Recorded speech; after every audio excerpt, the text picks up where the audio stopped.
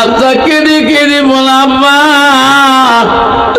আপনি হইলেন মদিনার রাষ্ট্রপতি, আমি হইলাম রাষ্ট্রপতির মেয়ে, আমি কার কাছে ভিক্ষা খুঁজতে যাব?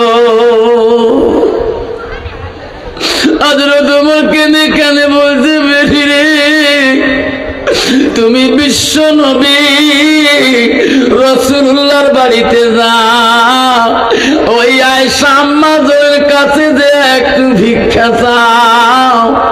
ওরে বেটি আয়েশাকে যে বলো, ও আয়েশা নবীজির যেখানে কবর হয়েছে তারপরে তো আব্বা আবু বকরের কবর হয়েছে, তারপরে জায়গাটা খালি আছে, তোর আব্বা আবু বকরের পাশের জায়গাটা আমার আব্বা মদিনার খলিফা হযরত ওমর ভিক্ষা চাইল গো, ওই জায়গাটাকে আমার আব্বাকে কি দান করবেন না? বাবারে হাফসা, তুমি আমার রাসূলের স্ত্রীর কাছে পারমিশন নিয়ে আসো, আয়েশা আমাকে থাকার জন্য ওই আবু বকরের পরে জায়গাটা আমার কবরের জায়গা দিবি কিনা? আয়েশা আম্মা ছাড়া কেউ পারমিশন দিতে পারবে না। ভাবছেন আমার শোনার জানা না, আমার মা বলেন আম্মারা মদিনাকে শোনা সব জায়গা শাড়ি যেতে হবে মা, 3 তলা শাড়ি যেতে হবে, 2 তলা শাড়ি যেতে হবে, দামি বিছনা শাড়ি যেতে হবে, air condition AC room sari যেতে হবে। মা যে জায়গা আসল জায়গা সেই জায়গার কথা এখনো আমাদের খেয়াল আসে নেই, জোরে কোন ঠিক না ঠিক?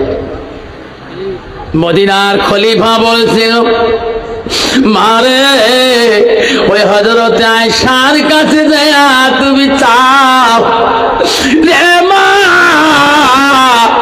আয়েশা আমার ওই জায়গাটুকু আমাকে কবর হিসেবে দান করবি কিনা? আমি আয়েশার আব্বা আবু বকরের কাছে শুয়ে থাকতে চাই। নাই থাকবে মাফ করে তুমি শুনিয়েছ আয়েশার মুখে শুনবারে বেটি, যদি পারমিশন দেয় আমার কানে আসি বলবা, আমি বিনা পারমিশনে আমি ওই জায়গায় কবর চাই না।